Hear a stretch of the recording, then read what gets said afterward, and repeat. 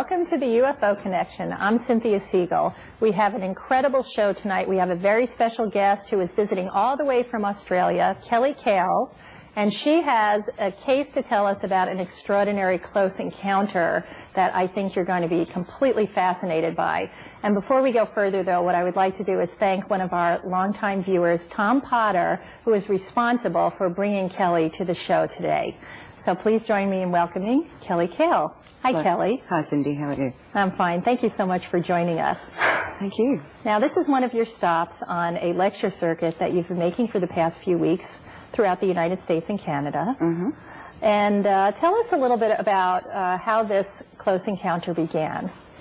Okay, I think the first thing that I think I need to make clear is that the reason why this encounter is actually considered to be a little bit out of the ordinary is the fact that it actually involved multiple witnesses, in fact 3 separate parties of witnesses in 3 separate cars, 6 people in all, and the subsequent investigation recovered a lot of ground traces, including marks on the field and physical marks on the bodies of 4 of the people involved, including myself. So what we have, I guess, is a case that's very unusual and not often encountered. But yes, you do have extraordinary evidence, which I would love to go into a little bit later in the show to fill our audience in about. Let's start, when did this close encounter begin? What was the year? The 8th of August 1993, my husband and I were driving home from a friend's house in the Dandenong Mountains, which is probably about 50 kilometres out of Melbourne. Mm-hmm. And I guess we saw at about twice the height of the treetops from several hundred metres away, something that looked like at first like a blimp, but as we drove closer to it, it looked like a circle of round orange lights. Except in those lights, there appeared to be figures standing in the shadows. Inside, yeah, behind the orange lights, you could see silhouettes of tall, dark figures. And I had enough time to say to my husband, look at the people in the windows, when it shot off to the left of us, and in a couple of seconds it was totally gone.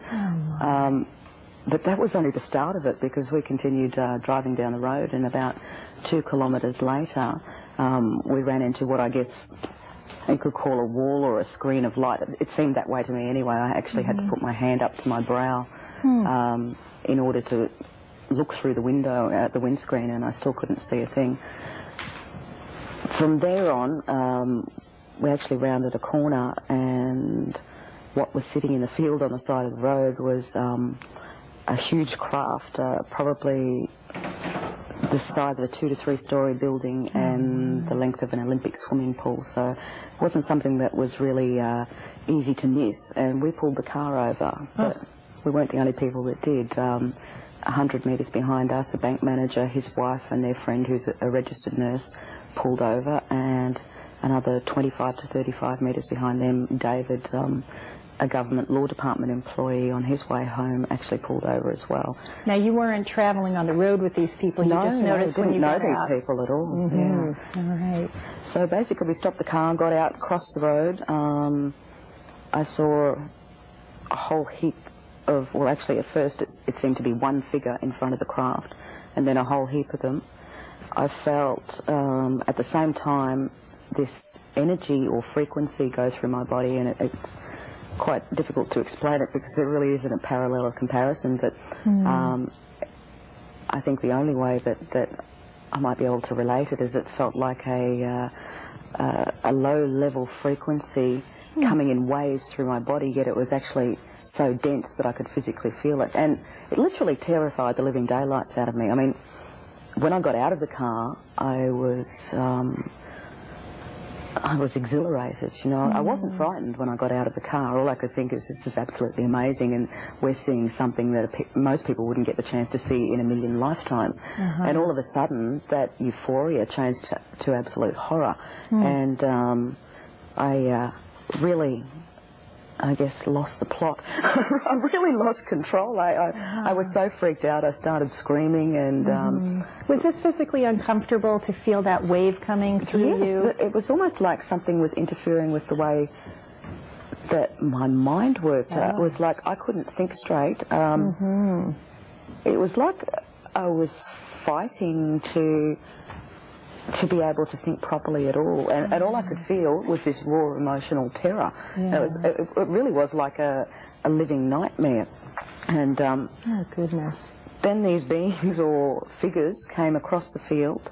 They split up, and at the same time as I was yelling out, their eyes appeared to light up a bright red colour. I don't know whether that's infrared or what it was. But of course that totally freaked me out. So the screaming just got worse. They came across the field, split up into two groups. Some came towards us, some came towards a second party of people down the road.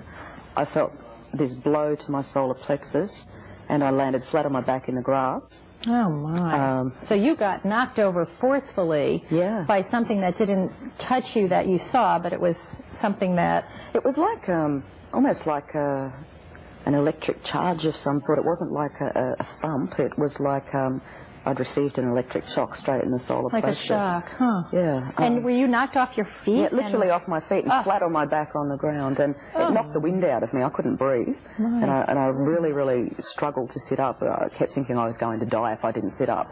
And when I sat up, I was violently nauseous as well as struggling to get a bit of air into my lungs. And I couldn't see a thing in front of my eyes. And that's how I remained for the little bit that I remember sitting in the grass.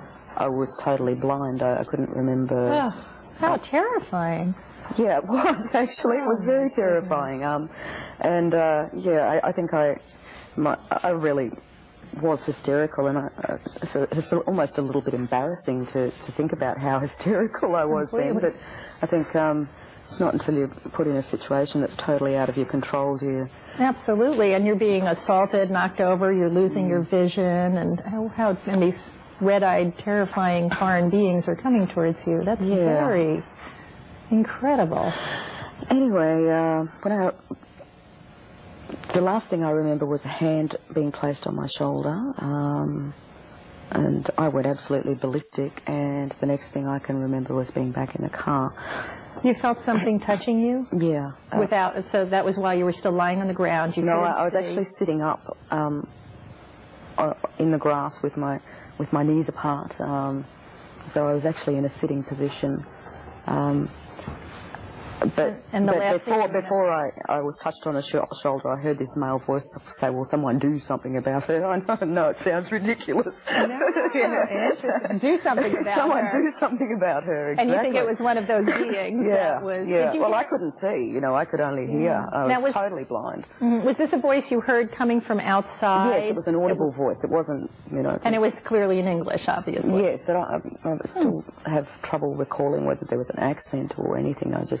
I didn't recognise one, so I assumed there wasn't anything out of the ordinary with the voice at all.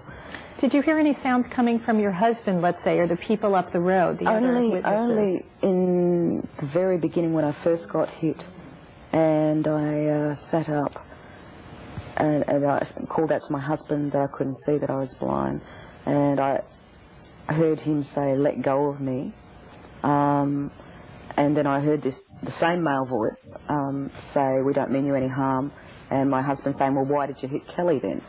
And so he saw you get knocked off your feet and gasped for air probably afterwards. Yeah. So, not a very good situation. I actually threw up. That's how frightened I was.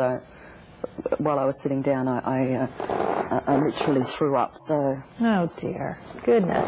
And then the last thing you remember is being touched after sitting up, and then you woke up where? Well, I was back in the car and totally disorientated. And as far as I could remember on that particular night was us driving into this light.